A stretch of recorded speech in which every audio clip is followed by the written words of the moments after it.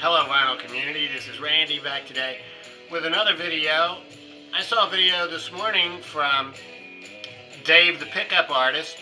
The video was actually a couple weeks old, but I was a little bit late in watching it. But he showed a record by John Lodge and Justin Hayward from the Moody Blues. So that made me start thinking about the Moody Blues, because I'm a big Moody Blues fan. And then a little bit after that, I saw that Bobby Gass had posted a Moody Blues video today. He posted a video for Question, a song called Question, or A Question, or The Question, something like that.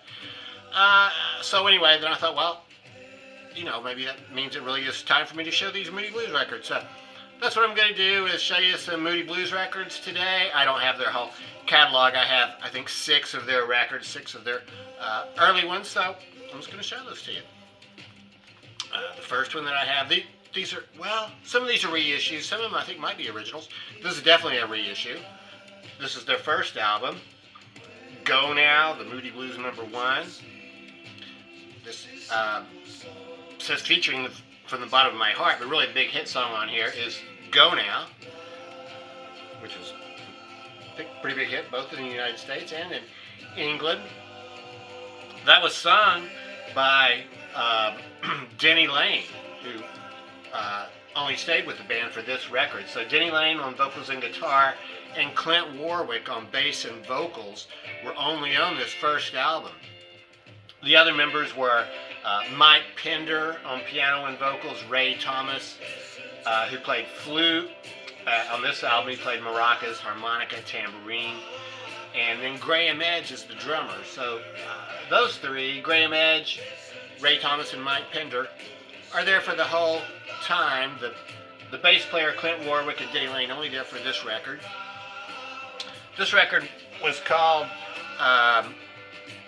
The Magnificent Moodies when it was released in England at the same time, and there were, I think I read that there were 4 different songs, so it wasn't exactly the same track listing. So yeah, that came out in 1965.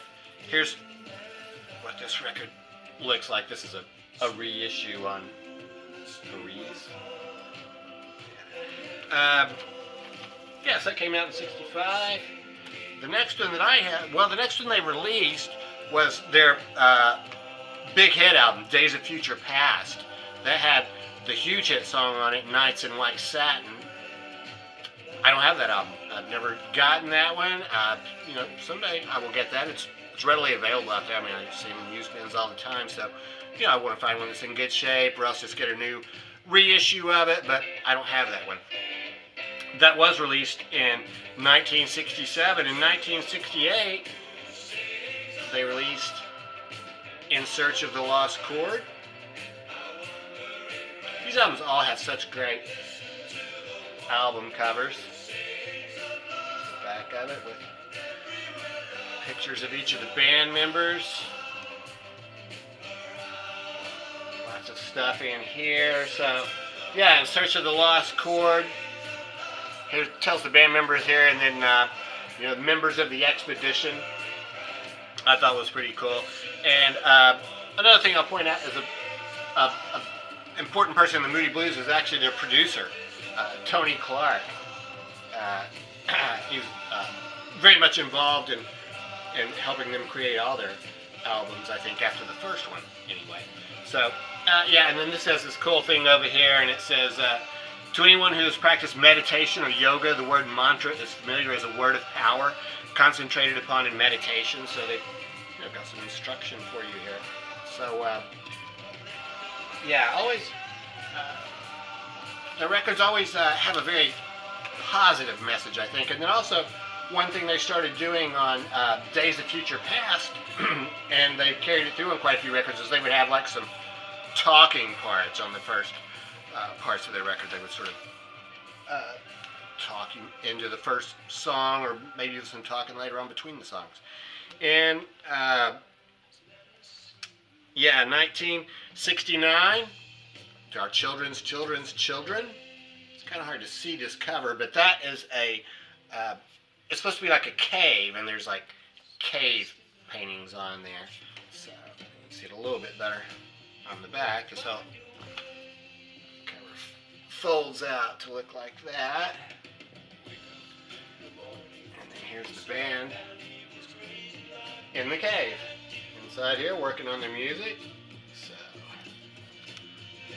Here's the track listing for this album. Though, I don't think there were really any hit songs on here. But it's good album. All the records are good.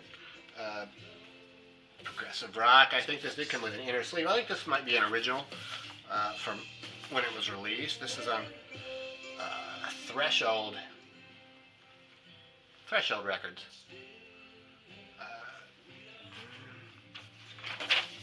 There's yellow inner sleeve with pictures of the band in, and there's words to the songs printed on there too. Yeah, after that, On the Threshold of a Dream, 1969. There's also a gatefold cover, doesn't look so much though, but rose there. This is actually it's like a tree with ears and eyes.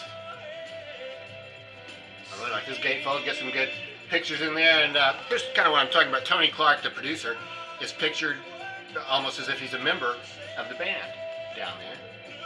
Get a picture of the band over here. On the Threshold of a Dream.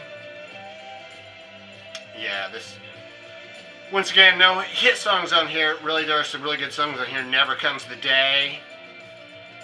Have You Heard? On the Threshold of a Dream. It's on D-Ram Records. This came with this cool booklet. It's just the words, the lyrics to the songs on the inside. Well, some stuff over here, but other than that, after that, it's all just the lyrics to the songs, but very nicely laid out. The next one, Question of Balance. This is the one that Body Gas played the song this morning. Question, I think is the name. Yeah, Question is the actual name of that song. So, yeah, this one has a gatefold sleeve. Yeah, really good picture on the inside. Yeah, so Question, I think, was a big, huge hit song. Other than that, Melancholy Man, a song that was sung by Mike Pinder, the keyboard player, is on here. Mike Pinder played keyboards. He played mellotron. So I think one misconception about the Moody Blues is that all their albums featured a lot of orchestration. Really, it's only that second album, Days of Future Past, where they played with an orchestra. Other than that, anything that you hit on these albums that you think is an orchestra is really Mike Pinder playing mellotron. So, anyway, just to clear up that misconception there. The Moody Blues, Every Good Boy Deserves Favor. It's a really nice album cover. This album cover is very nicely textured album cover. Cool. Nice painting on the inside. Yeah, Every Good Boy Deserves Favor. So this is 1971. This is the last one that I have. 1972, they had Seventh Sojourn, which was a huge hit for them. Had a couple of hit songs on it. They did Caught Live +5 in 77, so that was a live album plus 5 new songs. 1978, they had one called Octave. And then they had sort of a comeback album in 1981 with Long Distance Voyager. That was a huge album. Oh, here's the inner sleeve for Every Good Boy Deserves Favor. I don't have Long Distance Voyager, but I did get to see them when they were on tour for that for that record. This is my 1982 yearbook for University of Tennessee, and they came there and played. And here's an actual picture from the concert that I went to. So there's Justin Hayward up there. Here is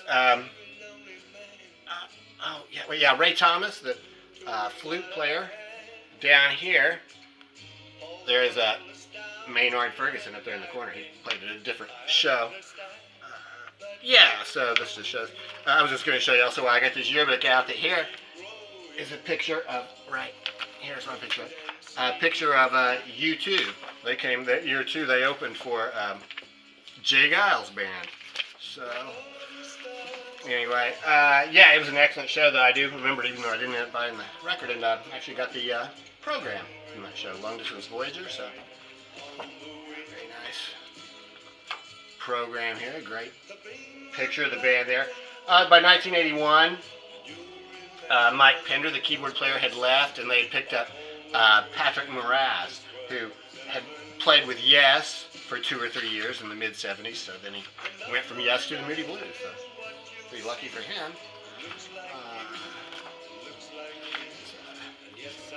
More pictures of the band. The drummer, Graham Edge.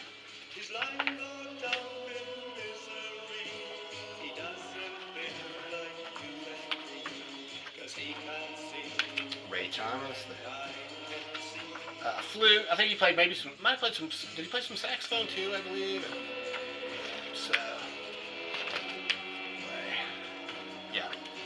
So that was it. That's my whole Moody Blues collection. So anyway, what do you think about the Moody Blues? They were really popular. You know, classic rock band. I think maybe they're also cited sometimes as one of the first progressive rock bands. And the thing I like about them is all their albums are just really, they have a really positive message.